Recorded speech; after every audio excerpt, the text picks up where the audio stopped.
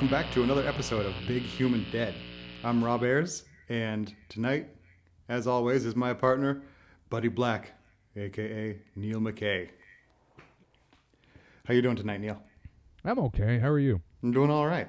Yeah, I don't know. It's, you know what it is, and I don't want to date this episode too hard, because I mean, really and truly, I don't know when this is going to air. Yeah. But I'm feeling a little misty.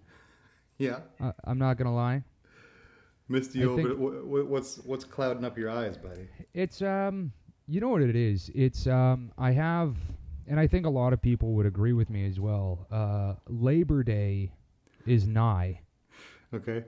And I don't know if I've just been brainwashed, like, you know, through years of, you know, public school and all that stuff. But like, Labor Day is the beginning.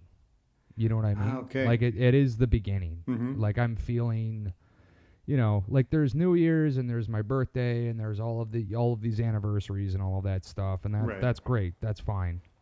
But I don't know. Labor Day to me, I always feel a little reflective whenever Labor Day comes around, because you start thinking about your summer, you know, if you did everything you wanted to do, and you start thinking about everything, because you know school's going to start back up again real soon. And like I haven't been to school in probably, I think like 10 years or so. So, but Labor Day is coming. Right, but aside from being the punk rock star Buddy Black in Toronto and all parts unknown, you're also a blue collar worker when you're not pouring your sweat and blood all over the hot chicks in the front row. Yeah. So do you feel like this is kind of a holiday just for you? Like before, it was for. I totally agree. As school children, it's true. Labor Day was a beginning, but now it's a day for the laborers, which is kind of what you are. Yeah, you're a blue collar hero, working class hero.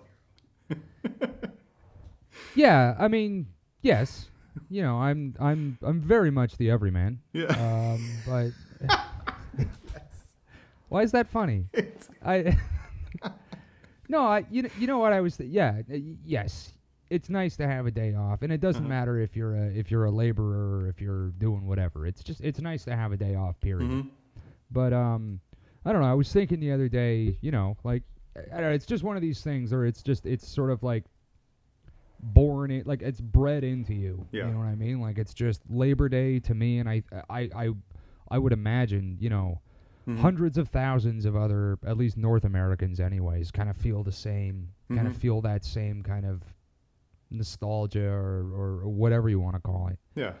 So I was thinking in the last couple of days about this, and I was just sort of thinking, because we're doing this podcast now and all that stuff, like, what was sort of the first horror movie that really hooked me? Okay. That I needed to watch more of those. Right.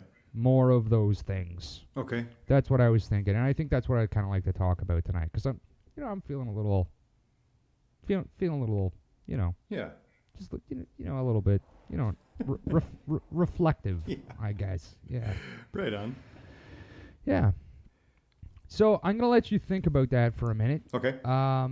And, just thinking more about firsts, kind of all this stuff. Yeah. And, I haven't been very,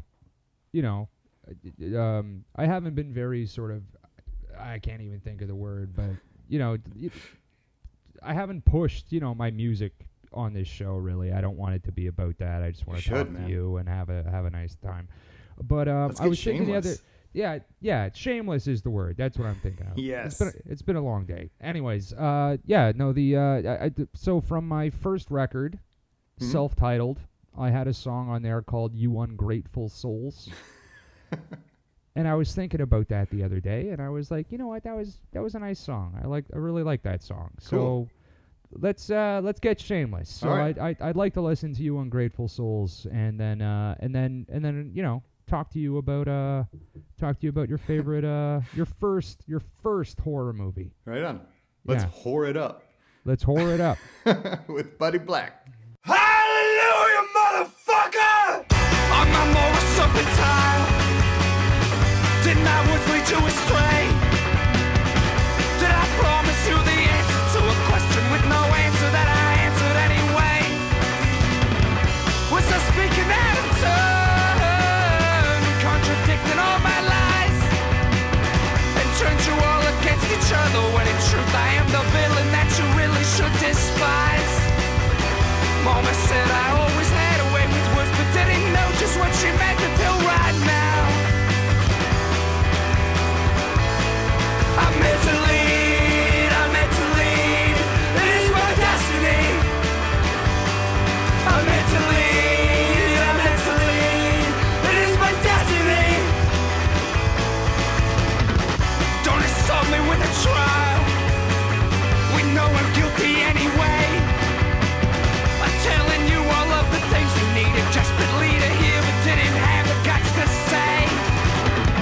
And for this to know I'll burn, I see the fire in your eyes. That just proves that I'm a martyr, 'cause a martyr's just insane. He ain't a martyr till he dies. Yes, I walked out my house this morning. I saw 10+7 ravens clear as day upon my lawn. I'm meant to lead, I'm meant to lead. It is my destiny. I'm meant to lead, I'm meant to lead. It is my destiny. And even you must see the irony in judging me when I'm the one who taught you all to judge.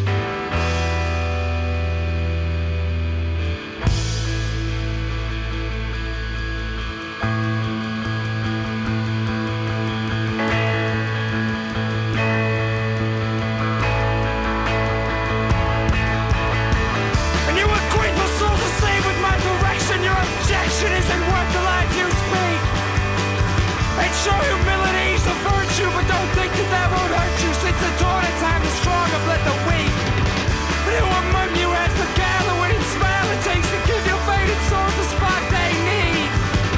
I spent so many nights in hell so I could tell you about God and sacrifice my soul for you. I'm meant to lead. I'm meant to lead. I'm meant to lead. I'm meant to lead. I'm meant to lead. I'm meant to lead. I'm meant to lead. I'm meant to lead. I'm meant to lead. I'm meant to lead. I'm meant to lead. I'm meant to lead. I'm meant to lead. I'm meant to lead. I'm meant to lead. I'm meant to lead. It is my destiny.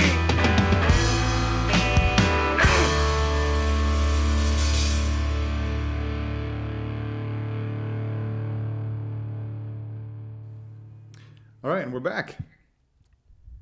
I'm actually Yeah. I'm actually pretty happy that we finally put one of your songs on here. Actually, when I'm going over the playlists, what songs to link up to whatever topic we're doing, I do look at your albums quite a bit, and I think that'd sound pretty good. That would sound pretty good. But then I don't know. It almost seems like if I were to choose a Buddy Black song on a podcast with Buddy Black, where you're actually Neil McKay talking with me, Rob Ayers, it Right. almost sounds like not just shameless or whorish, but like that's like it would almost be like the groupie for that particular shameless hussy. And then, but when I do it, I just sound like an arrogant prick. Yeah. So I've been waiting for you to do it. Right on, Will. And so, like, I just had to do it myself. This is ridiculous. This is completely ridiculous. Anyways. That's the way the world works. Yeah. So I'll just kick it off real fast. Yes. So I think that without question, Yeah. the very, very first horror movie that was like, okay, like this is the best. Like I just need to watch, like, and I'm not talking going to the movie theater and seeing anything. Like I'm talking Right. like, going into used bookstores and all this stuff and just trying to find like the most obscure VHSs I possibly can. Yeah. The big guy for me was Evil Dead 2. Evil Dead 2. Okay. And that's a pretty boring choice. Mhm. I know. Like everyone's seen it. Everyone's seen it a million times, but yeah, it was Evil Dead 2. 1,000%. Right on. Actually, Evil Dead 2 actually made me love horror. Mm-hmm. And like I shouldn't just say horror, but like, the start to get into like the annals, if you were, Right. of horror. Like really start, like I became like a fan Okay. after that movie, and but it made me want to get into acting, Okay. and acting eventually, made me.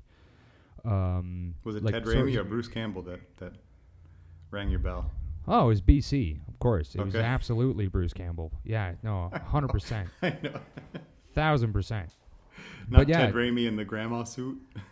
honestly, no, Ted Raimi in the grandma suit was inspired. It was Yeah, totally. freaking brilliant. Yeah. And I love Ted Raimi too. Like Totally. Yeah, I'm not followed bagging on his Ted. entire career. No, like Yeah. no big giant. If anything, Hmm.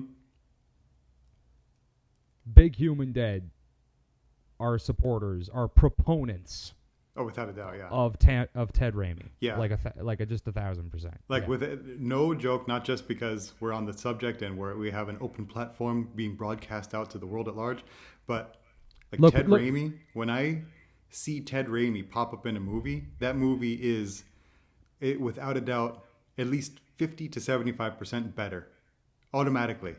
Was he in Spider-Man 3? No, I don't think he was. Because I think he was definitely in 1. Yeah, that's true. I don't know if he was in. Anyways, Yeah. we're getting off But topic. like, I love Anyways, seeing. Yeah, go ahead. no. So Yeah. so what about you? Like, what about you? Like, what For was me- the one? For me, I guess what? Yeah. Sorry, I guess what was the one and why? Was The one and why? Well, I kind of tripped over this theme a little bit. One, like we've talked to you and I before about how my parents irresponsibly just let me watch any horror movie, whatever they were watching. And disgusting? Yeah. yeah. And I realized I was talking to my dad about this recently, and I misspoke when I told you the story that he brought home Alien, Jaws, and The Thing, and we watched them in a huge marathon of terror. We watched Alien and Jaws, and he said, "Do not watch this other tape because it has a movie on there that's just not, that you're not ready for." And then he went to work. And so, so I think it's even That's even more terrible. completely. That's It's I think it's an even bigger trespass that he did it that way, because Unbelievable. then I mean, what am I supposed to do? So Yeah. of course I watched it, and this movie, while I was scared in Alien and Jaws because of my 7-year-old brain wasn't ready to handle these things, but I had my dad there, and I was, Right. I was kind of dividing my resources between fending off the terror of those two movies and, impressing my dad by sitting there and watching them. The Thing, I was stuck there alone with it. And Yeah. it terrified me. This fucking movie terrified me. And afterwards, I was so thrilled with this emotion because, fear that's the one thing you don't really get every day. And as a chubby little white kid in suburban Detroit, in suburban Michigan, there wasn't a damn thing for me to be afraid of, ever. And so it's like, well, maybe there was, but I'm sure the argument could be made. yeah. But if you're born into it, you don't realize that it's scary. Yeah, sure. But The Thing showed me some things to be terrified of. And after this, I really was kind of chasing this feeling, but I was too young to really know how to chase any kind of dragons. So the next time I felt this was with Texas Chainsaw Massacre. Really? Yeah. But Okay. I was young. I didn't really know so much. Right. And then again, but that was pretty fleeting. But I knew, okay, that's the track, that's the path. For the most part, all the movies I was watching when I was young, for good or ill, were George Romero movies and Vincent Price movies and things that were edited for TV. We never really went to the movie theater. It was always something I caught on TV that was edited down, and so it was cool, but nothing ever scary. But it wasn't until Peter Jackson's Brain Dead or Dead Alive which isn't scary. It's hilarious. Yeah. But I was finally old enough to kind of like take control over my own viewing experiences. Yeah. And I rented this. I had no idea who Peter Jackson was. I had just finally, gotten my own video rental card, and I could walk down to the video store that opened, and I got it, and I watched it late at night in my room, and that was it. Like, okay, now I know where to go. I'm not just talking physically like the video store, but Sure. with Dead Alive or Brain Yeah. Dead or whatever side of the fence you're on with calling it that, because it seems to be half and half. Everyone calls it Brain Dead or Dead Alive. Like, now I knew, okay, I've been going to the video store with my dad since I was really young, and I always go to the horror movie section, and I just, stand in awe in front of all of these crazy video covers, but I was never able to rent any of them because I was too young.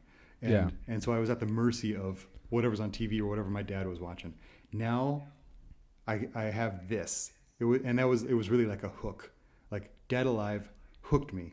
And so from there, I was able to read, okay, Peter Jackson did this. Okay, he did Bad Taste as well. Oh, this director said something in this magazine about bad taste. And, then I was able to finally follow the path into ruin, essentially. Just mental ruin. Yeah.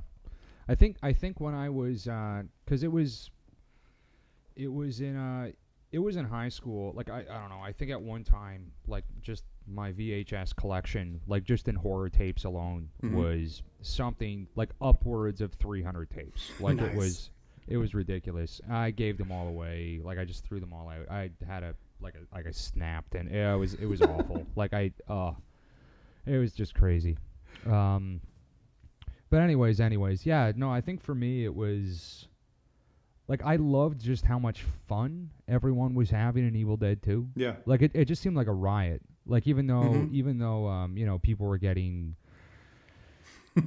just brutally murdered. Yeah. It was bitchin' just to watch Totally. these guys have just the most ridiculous amount of fun. And as like a 14-year-old kid, just watching this, and kind of the first movie I had ever really seen that like was equal parts like hilarious and violent.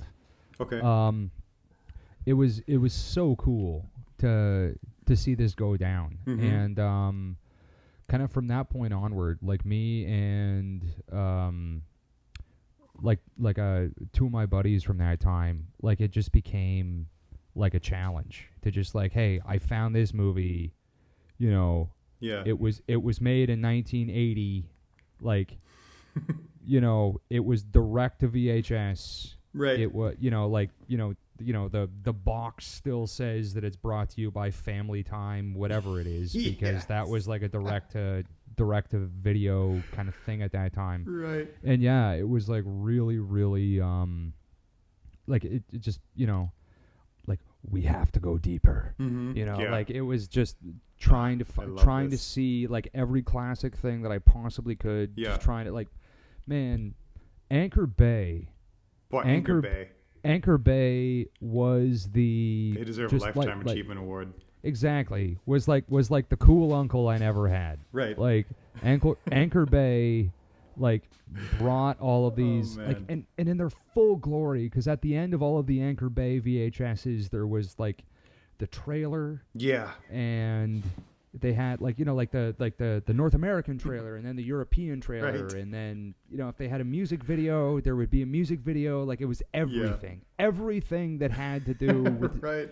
with zombie Yeah. was thrown on this Anchor Bay tape. Totally. Oh, it was awesome. It was totally cool. Yeah, I love that feeling of that was really nice. Like, I haven't felt that in a while, actually. I think maybe the accessibility. I think it's really cool nowadays with the internet and everything like that. It's nice that if I get on one of these tangents, I can feed this hunger almost immediately.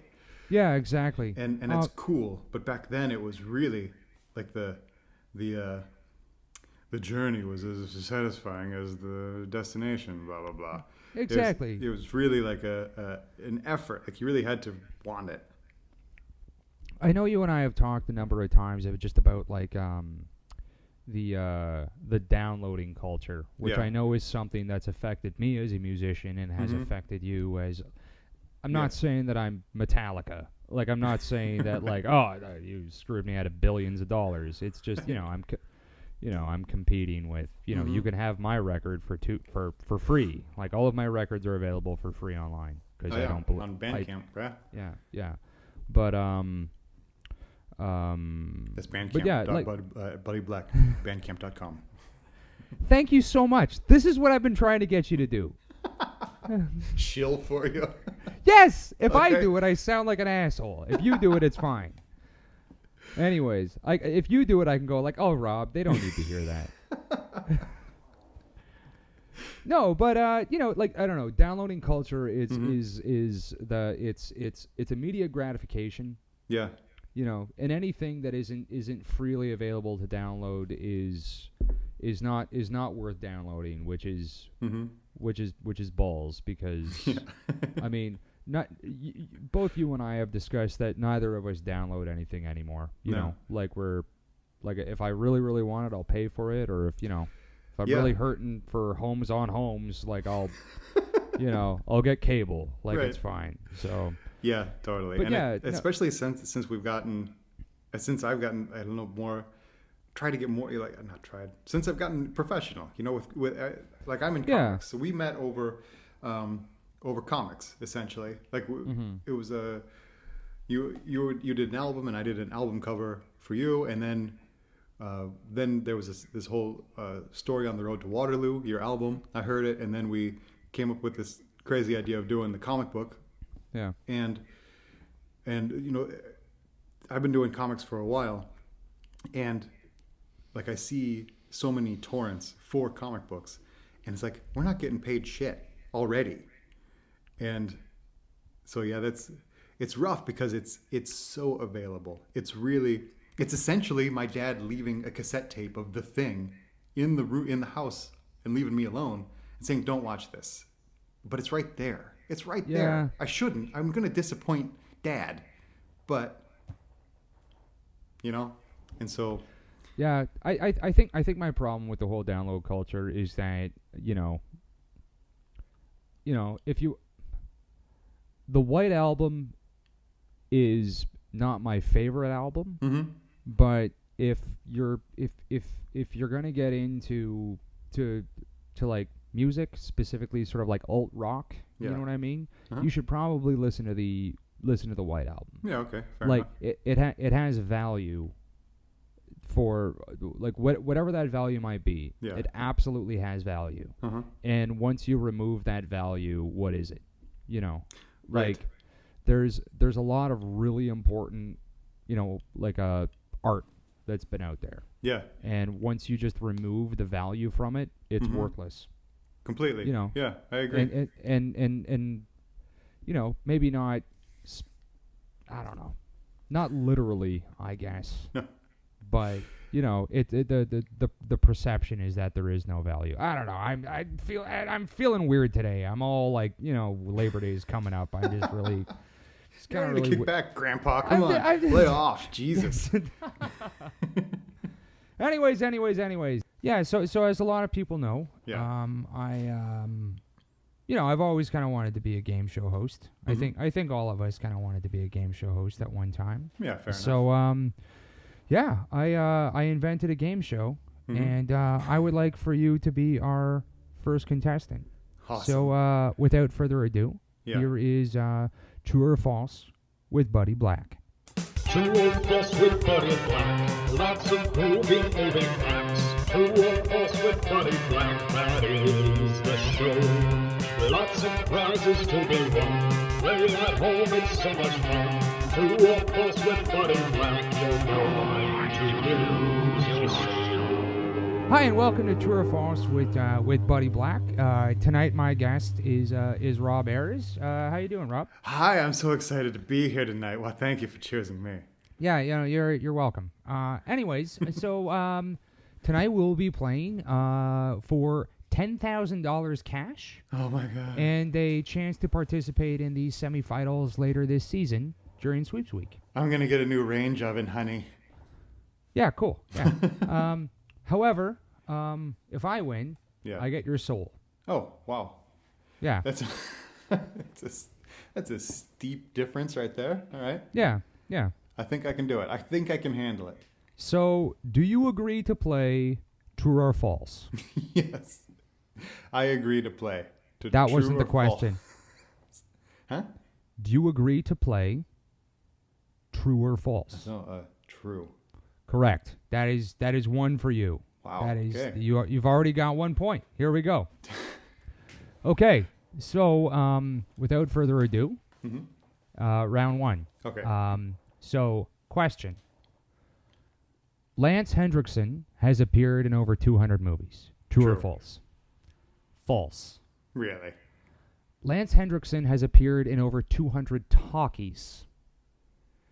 Not movies. The Was he in any silent films? most of his films were produced after the invention of synchronized sound. Okay. So, false.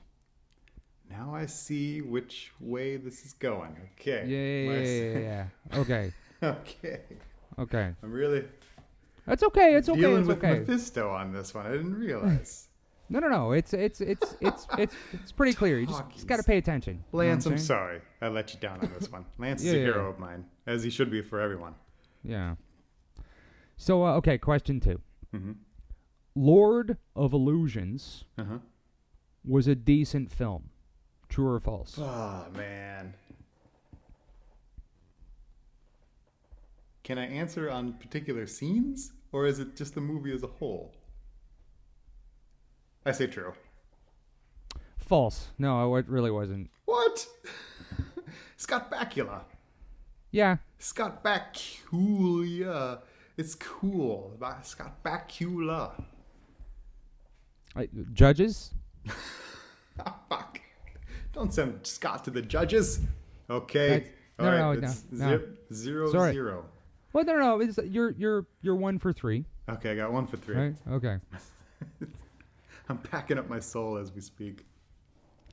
So, according to the Internet Movie Database, Robert Englund is credited as playing Freddy Krueger in 1984's A Nightmare on Elm Street. Yeah, that's true, of course. No, he's actually credited as playing Fred Krueger, Son of a gun. which is really strange. I don't know if I've ever... And then it was Bobby England who played Frederick Krueger, and in the one of the sequels. Oh god, fuck, Chow Soul. I've never heard Freddy Krueger sort of called Fred Krueger. No, me neither. But I think now that you sort say of- this, in the first movie, I think they do refer to him a few times as Fred Krueger. Really? Yeah, I think they actually never say Freddy. This kind of sounds like a dad. Yeah, it's in the song the children sing. 1, 2, Freddy's coming for you. But yeah, it- so Freddy, yeah. yeah, but Nancy says, "Who's Fred Krueger, Mom?" Fred Oh, that's Krueger right. was Yeah, that's was right. a blah blah blah. Okay. Burned him. Okay. Okay. So you're 1 for 4, so that's okay. You're doing It's a- all right. You're it's doing a fourth all right. of my soul. Yeah, well. All right, but okay. So we're into the lightning round now. Okay, So lightning you're round. so you're okay. You're okay. So, yeah, I was Good kind of luck. hoping you'd throw an effect in there, but that effect was good too. Okay, lightning round. 25 seconds on the clock. Are Okay, you ready? I'm ready. Raw Bears. Mm-hmm. I'm so ready. I'm so ready. Okay, 25 seconds on the clock. Ducks or swans? Swans. What is the average pH value of human blood? 3.2. Sam Raimi's underappreciated masterpiece Darkman was how many seconds long? 9,000. The Polish word for vortex is... Text 4. What is the shipping weight of a Charlie McCarthy standard upgrade ventriloquist dummy? 3 pounds, 2 ounces. All right. Yeah? My soul to keep. Correct answer is ducks. Oh. The average pH value of human blood is 7.35. I was a little low on that one. Darkman is 5,760 seconds long. Oh man, I was like 3,000 short on that one. 3.5. Yeah, that was. I could not watch that much Darkman. I don't think. I don't think I could watch another 2/3 of Darkman. Like that would be brutal. That's also true. Terrible movie. The Polish word for vortex is traba. I don't know. And the shipping weight of a Charlie McCarthy standard upgrade ventriloquist dummy is 5 pounds. Shit. Yeah. I was 1.5 pounds low on that. Yeah. All right. Well, send me a self-addressed stamped envelope, and I will pack up my soul and send it right back. I'm cool with a photocopy. If you just wanna do that, that's Xerox okay. it off. Totally cool. I'm all right with that. All right. Yeah. Yeah. Okay. Done and done. Well, yeah. So that was, that was good. that was the game show. That was all right. I like it. think We should do that more often. I don't think we'll do it again. No? No. False. Because now you foiled at my own game. Terrible. Oh, man. Hey, speaking of ruining souls, have you ever... I'm sure you have. It sounds so subversive when I just say, have you ever... with horror movies, I was thinking about this during the song, is what movie did you use to ruin someone else's soul, to indoctrinate them into horror, like a non-horror watcher or fan? What movie did you use as their first time? And did it work? Did you hook them? I have this thing that, like, if someone comes up to me and is like, hey man, like, me and my friends, it's Halloween, we want to watch some horror movies, like, do you have any recommendations? Like, I on purpose give them truly, truly disturbing movies. Okay. Like, I'll say Sallow, 100%. Sallow. Like, watch Sallow. It's super, super scary. And, like, none of them ever do, because if they would come back and, like, punch me in the face, like, if they did, like, it would just 100%. So, no, I mean, I don't know. I haven't really, done anything. But there is a thing that I do. Mm-hmm. I mean, I don't do it anymore because now I'm married. But, like, before, when, like, I was meeting, when I was sort of dating a new girl, mm-hmm. I would invite them over to watch a movie, Okay. After a couple of dates. I would invite them over to watch a movie, Mm-hmm. and I would throw on Conan the Barbarian. Yeah. And throughout the film, I would deliberately excuse myself, like, anywhere between 7 to 12 times. Okay. And if I came back... So, like, basically forced them to watch Conan the Barbarian on their own, Mm-hmm. is more or less what I would do. Okay. And once I came back at the end of the film, be like, hey, how'd you like it? Like, that's the test. Like, that was the test for them. And what did this? What result? What data could you glean from the results of this experiment? Like, I would always preface it by saying that I believe, and I truly do believe, that it is one of the greatest films ever made, Mm-hmm. period. I mean, Okay. like, to me anyways. Like, I there's nothing about that movie that I don't like. Yeah, and I I'm like on board with that. every time I watch it, I just learn something a little bit newer about the film and myself, kind of all that stuff. Like, I sincerely love that film. Yeah. And so if I come back and they're like, you weren't here the whole time, which, I mean, is actually, like, a pretty genuine... Yeah, that's grievance. Like I shouldn't. It's kind of a shitty. You invited me over to watch a movie and you didn't watch it with me. Like, I mean, that was the thing. Yeah, whatever. But whatever. Let's still get a pass on that one. But beyond that, Yeah, I mean, yeah, that's yeah. But if they didn't say that, you Yeah. know, because I would always, you know, make deliberate excuses. You know, I was like, oh no, I gotta make this phone call. I totally forgot, or like, I gotta figure this out real fast. You know, whatever. Gotta figure this out. I don't know. It's just like, this phone. You know, I gotta. Oh man, you know, no, I just. I have to read realized- the warranty on this thing before the I gotta- midnight and call them before. I gotta go outside and lay down in the grass. Like, I totally forgot. No, but yeah, no. If they're like, I didn't like it. Like, you know, I thought it was too whatever. I didn't. You know, if they had nothing good to say about it, it would be like, I don't know if you and I are gonna get along. It's when I say it out loud, it's actually super manipulative. Yeah, and that's rough, man. Yeah. And then like 10 seconds after they say that, you see them driven before you. Yeah, no, and I hear the lamentations of the women. Is that was of the woman? Yeah, of the woman, I see suppose. Yeah. What about you? What about you? Do you have one? Yes, it's not a test by any means. It's always it's if like a recommendation situation, if someone wants to, because I so love horror movies that I just want everyone to watch them, because I've always been kind of alone in this boat, because you know, growing up in Michigan and then in Florida, I was always and especially in Florida, it was pure country, Hickville that I was in.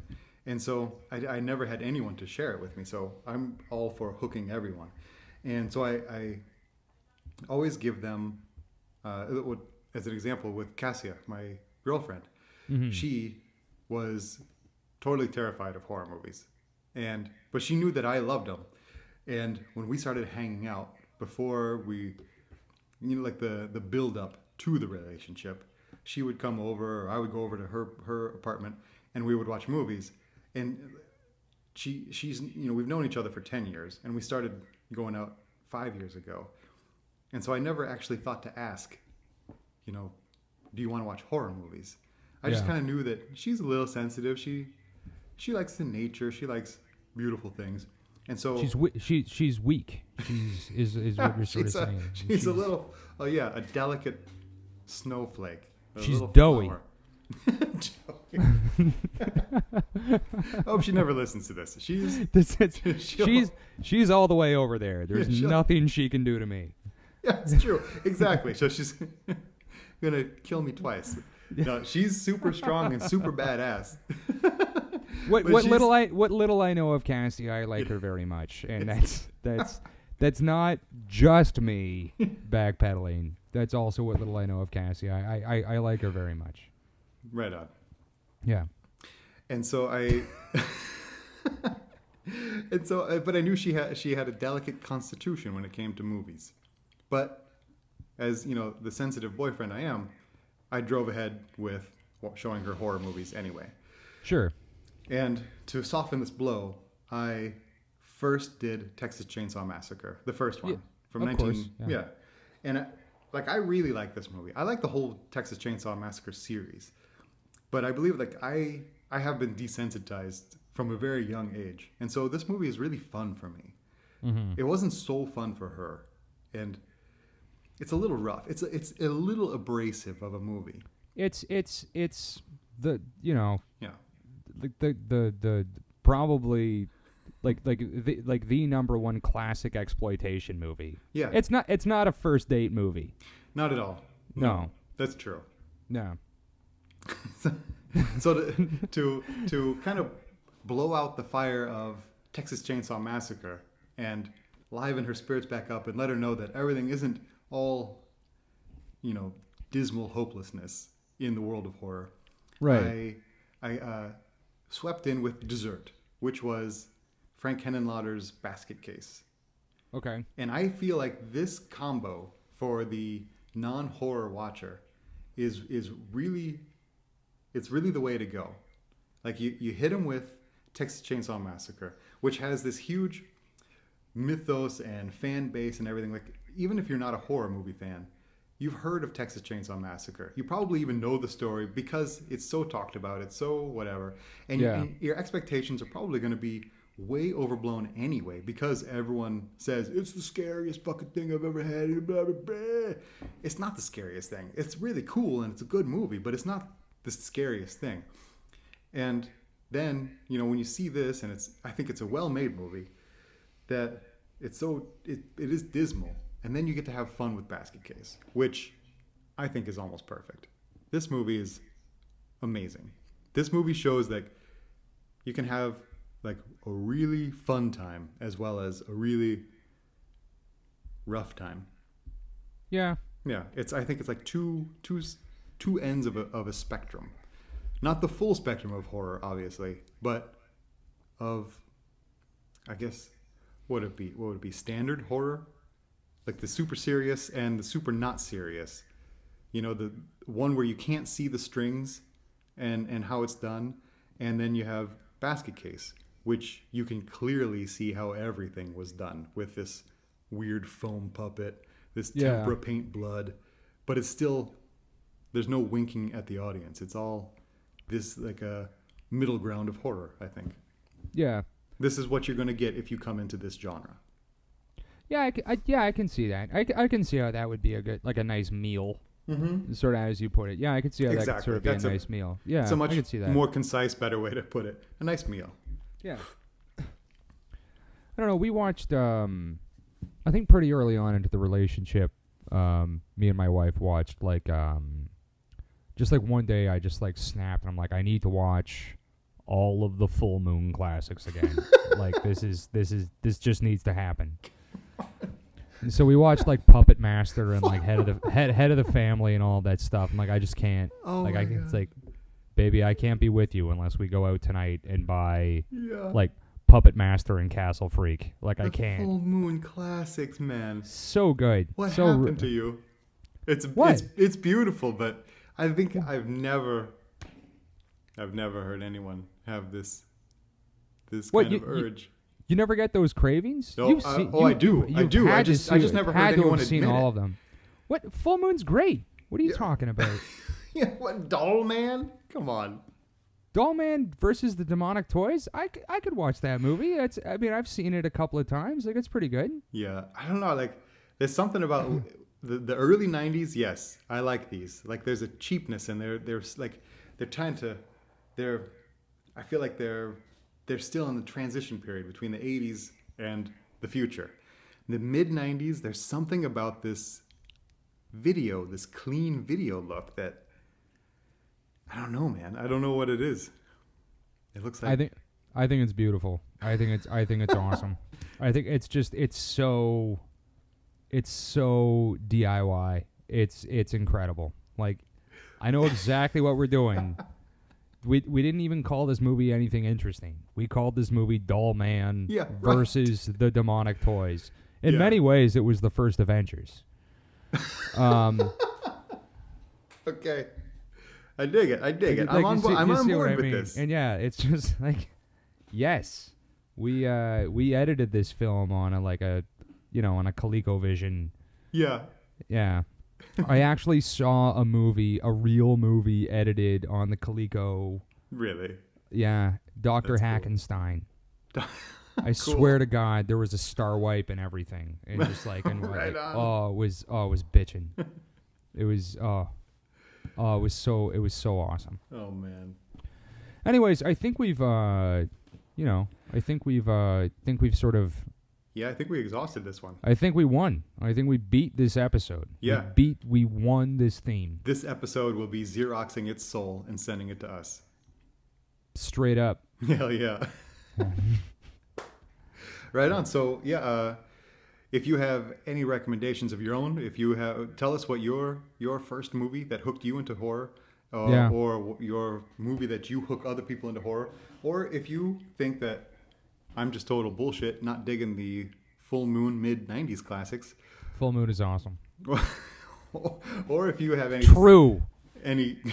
grievances or accolades you wish to lay upon us, then by all means do it in the comments section of wherever you found this podcast. You can email them to us at bighumandead@gmail.com, or hit us up on Twitter at WaterlooGN on Twitter. Yeah. Cool. Yeah. Also, check out Buddy Black's music at Buddy Black Bandcamp because it's downright magical. That's okay. Yeah. Oh, you. There we go. All right. Good night, everybody. Good night. Thank you very much. Yep.